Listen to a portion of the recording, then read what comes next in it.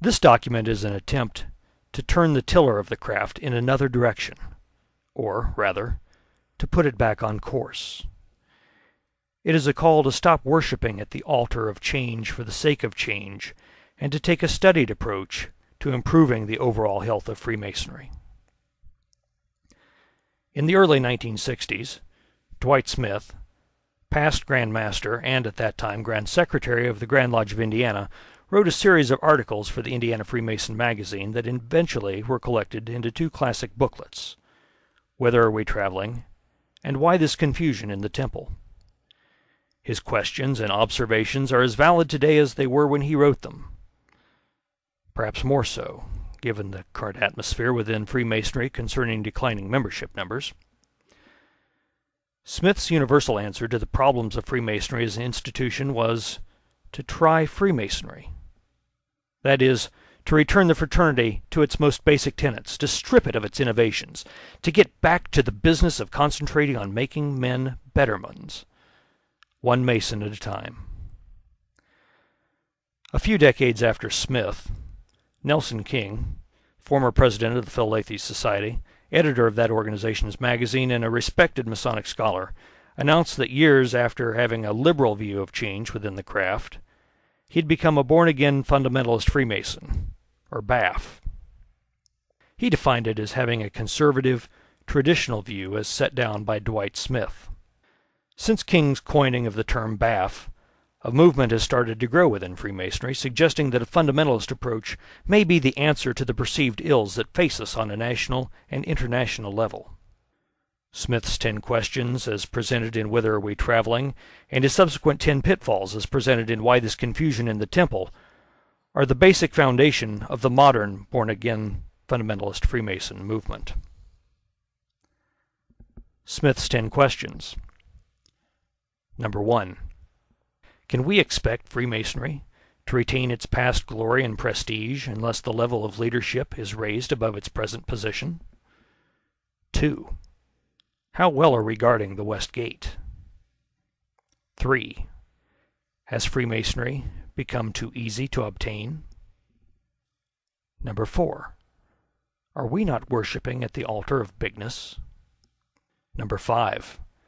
What can we expect when we've permitted Freemasonry to become subdivided into a score of organizations? Number 6. Has the American passion for bigness and efficiency dulled the spirit of Masonic charity? 7. Do we pay enough attention to the festive board? Number 8. What has become of that course of moral instruction veiled in allegory and illustrated by symbols that Freemasonry is supposed to be? 9. Hasn't the so-called century of the common man contributed to making our fraternity just a little too common? And number 10, are there not too many well-meaning brethren who are working overtime to make Freemasonry something other than Freemasonry? Smith's 10 pitfalls. Number 1, abandon the free will and accord rule, which has placed our craft far above the mine run of societies, and permit outright solicitation.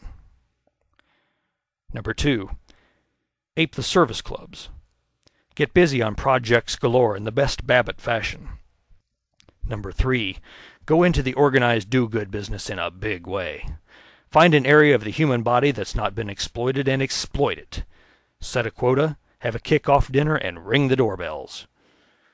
Number 4, subsidize other organizations right and left, and in the doing ignore, neglect, and starve the parent body. Number 5, feminize the fraternity. Carry togetherness to even more ridiculous extremes than we have already. Number 6, hire press agents to tell the world, like little Jack Horner, what great boys we are. Masonry's not getting its proper share of publicity, complains one Grand Master. Never mind actions. Concentrate on words.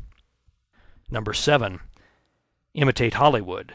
Stage an extravaganza, bring in all the groups that ever fancied themselves remotely related to Freemasonry, form the parade, blow the bugle, beat the drums, and cheapen the fraternity. Number 8, let Freemasonry take a position on the public issues of the day, stand up and be counted, assuming, of course, that the position our craft takes is in line with our own pet prejudices.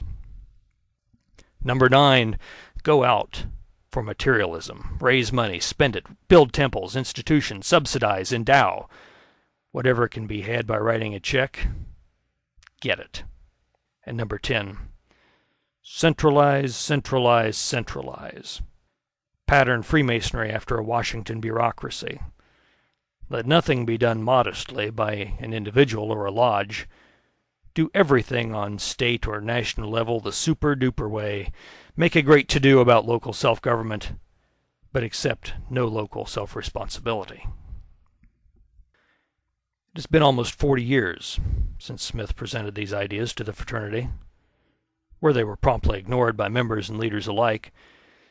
But by failing to answer his questions, we've fallen prey to the very pitfalls he predicted. To discuss both changes we need to make in Freemasonry, as well as changes we don't need to make, we first need to understand where we came from and the alterations made along the way. Then we will propose solutions to Smith's questions while endeavoring to avoid his pitfalls.